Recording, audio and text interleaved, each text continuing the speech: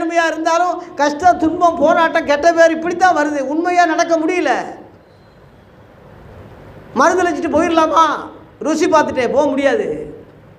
இவரை ருசி பார்த்துட்டே போக முடியாது. ஆகவே இவரே தலைவர், இவரே தலைமை, சர்வ சங்க சபை ஹெட் ஆஃபீஸ் பரலோகம். இவர் சத்தியத்தையே கூட்டாமல் குறைக்காமல் சொல்லுவோம்.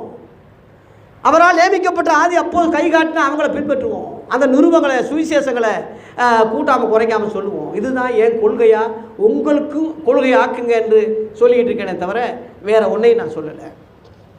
ஆகவே புரியாமல் சொல்கிறவன் வையட்டும், அறியாமல் வைரவன் வையட்டும்.